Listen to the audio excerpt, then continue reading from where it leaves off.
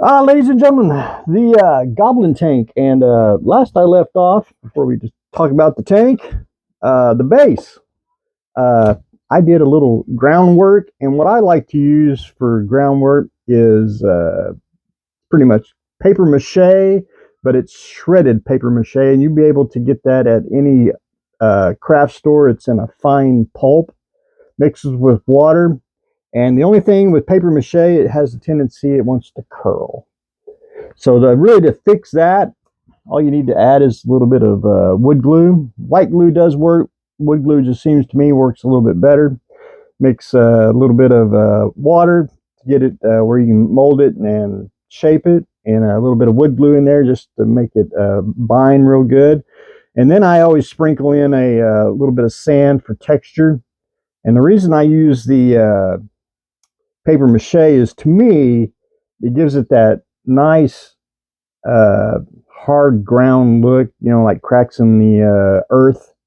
And to me, that's just more believable than, I want to say, clay or any other type of material. But anyway, that's what I use for the groundwork.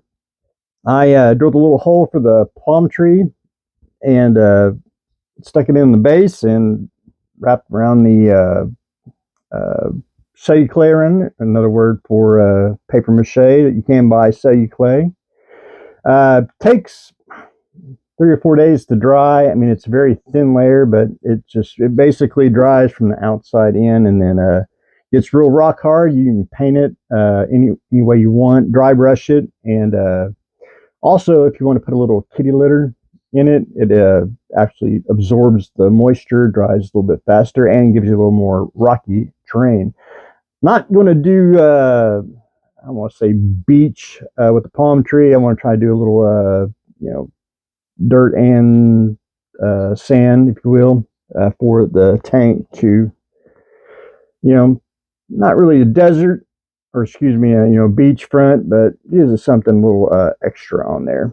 So the tank, I do a lot of, again, I preach style when I talk about painting. I went in and basically painted the basic colors, brown on the hull, gray, and just a few little other places on here, like the barrel and all that. And then I basically went in with washes, just uh, darker wash, a brown wash, and lighten it up. And I'm slowly going back in now and trying to do a little bit of dry brushing on the sides and everywhere, just little pick out highlights. Then I want to go in with little brush pointer tool. I know a lot of miniature painters do it. They do highlights on the edges, and I'm going to probably do something similar. But again, I preach style. I'm more of a, on my vehicles, I like to do the more of the worn look. I just think it looks a little, I like it more battle worn, if you will. A lot of silvers. When I say silvers, a lot of metallics, natural silvers, gunmetal gray, just a lot of here and there, just everywhere, a little chipping.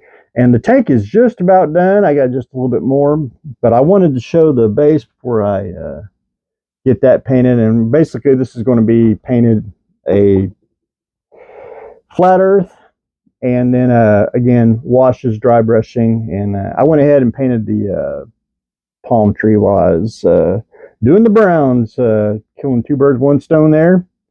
So got that done, and hopefully get the tank mounted.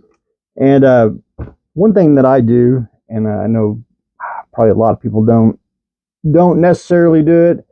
I always weather a vehicle to a point, and then when I put it on a base, because I want the whatever I use for the ground color, I want to put the dust effect on the tank.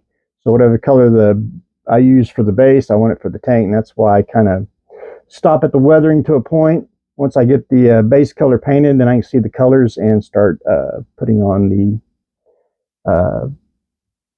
weathering, dusting for the vehicle.